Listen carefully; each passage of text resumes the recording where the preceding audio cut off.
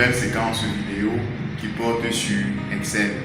Aujourd'hui, nous allons particulièrement étudier la fonction ici. Alors, si vous êtes nouvelle ou bien si vous êtes nouveau sur cette chaîne, n'hésitez pas à vous abonner et d'activer la cloche de notification. Alors, avant d'arriver sur mon écran, j'ai jugé nécessaire de vous faire un cours magistral sur la fonction ci, parce que beaucoup d'entre vous m'ont fait comprendre qu'ils ne maîtrisent pas cela et ont du mal à utiliser Excel.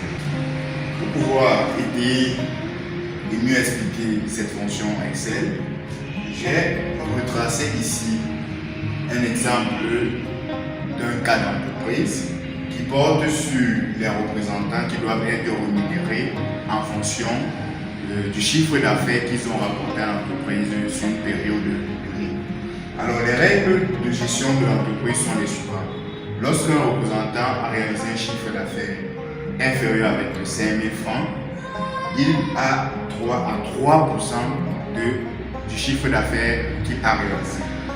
S'il a réalisé un chiffre d'affaires ou bien s'il a ramené un chiffre d'affaires à l'entreprise supérieur ou égal à 25 000 francs, il a droit à 5% du montant du chiffre d'affaires qu'il a ramené à l'entreprise. Pour pouvoir résoudre cet exercice, c'est bien vrai.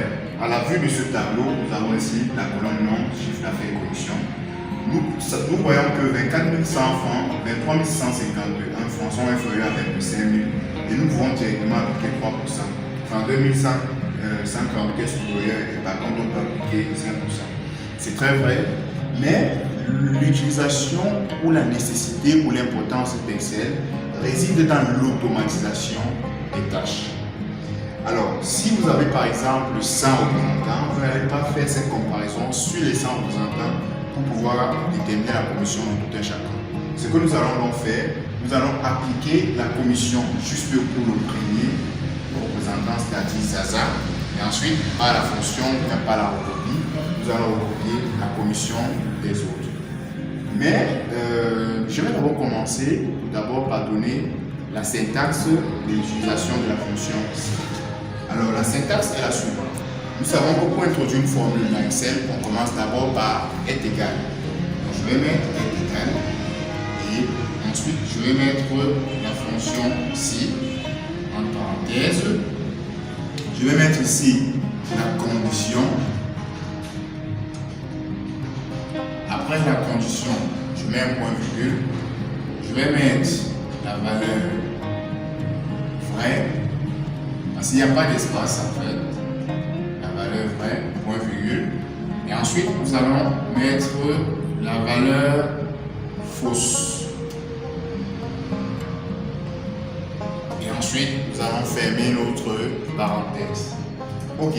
Avant de pouvoir résoudre cela, avant de pouvoir venir remplacer ici par les éléments exacts, je vous propose de passer tout d'abord par l'algorithme. Après l'algorithme, nous allons voir l'organigramme et ensuite nous reviendrons compléter notre syntaxe. Alors, nous allons commencer par l'algorithme.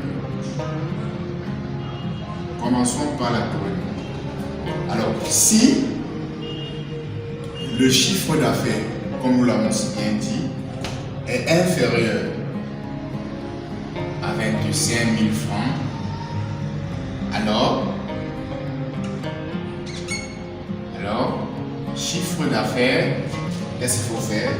Alors, la commission c'est égal au chiffre d'affaires fois 3%. Sinon,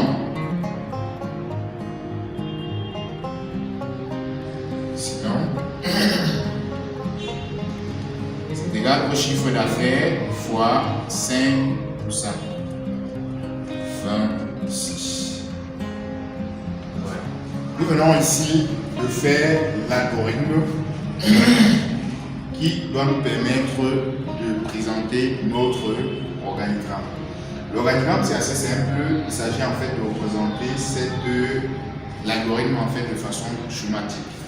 Nous allons donc commencer à présenter notre algorithme et premièrement nous allons mettre la condition. La condition c'est la première ligne, chiffre d'affaires inférieur à 25 000 francs. Alors si le chiffre d'affaires est inférieur à 25 000 francs, On va mettre là, oui. Oui. Ce chiffre d'affaires inférieur à 25 000. Oui. Alors, qu'est-ce qu'il faut faire? Il faut faire le chiffre d'affaires fois 3%. Non? On va dire non. Et donc là, on va dire le chiffre d'affaires fois 5%. Alors là, nous avons présenté notre algorithme. Nous avons ici la condition, la valeur vraie et la valeur fausse. Donc nous allons revenir dans notre syntaxe et nous allons essayer de la remplir. Nous allons, permettez-moi d'effacer ici. Nous allons revenir avec la syntaxe. Nous allons dire si. Alors nous allons dire la condition c'est que le chiffre d'affaires soit inférieur à 25 000, point virgule. La valeur vraie, c'est que le chiffre d'affaires soit multiplié par 3%, point virgule. La valeur fausse, c'est que le chiffre d'affaires soit multiplié par 5%. Et nous fermons notre parenthèse. Alors, plus concrètement dans Excel, qu'est-ce que nous allons insérer?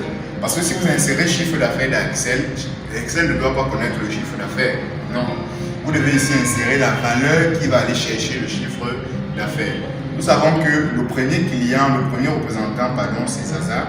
Donc nous allons appliquer le premier, nous allons recopier pour utiliser la recopie pour déterminer la commission des autres. Nous allons simplement mettre si, en parenthèse, le chiffre d'affaires de Zaza, c'est B2 inférieur à 25 000, point virgule. Ensuite, le chiffre d'affaires fois 3%. Le chiffre d'affaires, c'est quoi? C'est B2 également. B2 fois 3%, point virgule. Et nous allons insérer la valeur fausse qui est le chiffre d'affaires fois 5%. B2 fois 5%. Alors c'est très simple. Donc si votre chiffre d'affaires est à 25 millions, alors le logiciel enverra sur cette réponse, c'est-à-dire il fera le chiffre d'affaires multiplié par 3%. Dans le cas contraire, il prendra B2 fois 5%. Alors rendez-vous sur mon écran Excel où je vous propose d'appliquer de façon pratique ce que nous venons d'étudier. Et la prochaine fois, nous allons voir le si brick. Et comme nous pouvons le constater ici, la recopie va nous permettre de déterminer pour les autres, tout simplement parce que nous allons utiliser B2 en valeur relative. Donc nous allons également avoir dans la prochaine vidéo la chance de pouvoir étudier les valeurs absolues ainsi que les valeurs relatives. Une fois de plus, bienvenue sur mon écran. Oui, la question pour nous de résoudre le problème lié à la fonction si. Alors très rapidement sur notre écran, nous avons ici trois colonnes. La première colonne c'est les noms des représentants. La deuxième c'est le chiffre d'affaires. La troisième c'est les commissions. Donc pour resituer le contexte, il est question ici de calculer les commissions réalisées par chaque représentant en fonction de leur chiffre d'affaires. Les règles de gestion sont telles que si le chiffre d'affaires réalisé par un représentant est inférieur à 25 000 francs, il reçoit 3%. Si le montant des commissions du chiffre d'affaires réalisé par un client est supérieur à 25 000 francs, supérieur ou égal, il reçoit 5%. Alors, nous allons simplement ici appliquer notre syntaxe. Donc, nous commençons par être égal. Alors, mon système est en anglais, donc je vais mettre if, je vous ceci. J'ouvre la parenthèse. Logical text, ici c'est la condition. La condition, c'est que le chiffre d'affaires, puisque nous allons calculer pour Zaza, est recopié pour les autres, pour obtenir pour les autres. Donc, nous cliquons sur le chiffre d'affaires de Zaza. Donc, inférieur, j'ai beaucoup de chiffres d'affaires, inférieur, je vais le copier simplement. Si c'est inférieur à 25 000 francs, point virgule, alors le chiffre d'affaires sera multiplié par 3, c'est-à-dire ce chiffre d'affaires-ci qu'il a réalisé sera multiplié par 3%, point virgule. Dans le cas contraire, si ce n'est pas inférieur à 25 000 francs, alors on aura plutôt le chiffre d'affaires qui est ceci, multiplié par 5%. Voilà, c'est fait. Et bon, j'ai oublié de fermer, mais directement ça s'est fermé automatiquement. Et ensuite vous tapez sur entrée, la commission se calcule automatiquement. Nous allons donc utiliser ici la fonction RoboKey pour déterminer pour Robo, pour déterminer pour Titi. Donc je place mon curseur pour obtenir un plus, le plus fin, pas le plus gras, gros. Je mets le plus là et je tire jusqu'en bas pour obtenir pour les autres. Voilà. Si vous avez 100 représentants, si vous avez 1000 représentants, l'ordinateur fera le calcul. Alors, nous allons ici maintenant voir le cas où si le chiffre d'affaires, cette fois-ci, si nous voulons, appliquer maintenant une syntaxe en texte, si nous voulons mettre cela en texte, qu'est-ce que nous allons faire? Nous allons remplacer les conditions en valeur que nous avons mis par des tests. Donc, je vais reprendre la syntaxe. On va appliquer ici être égal. Je vais mettre if, puisque moi je suis en anglais. La condition, c'est que le chiffre d'affaires, on va appliquer là, ici, soit inférieur. Donc, je vais revenir au copier là, inférieur, et je reviens dans mon fichier Excel.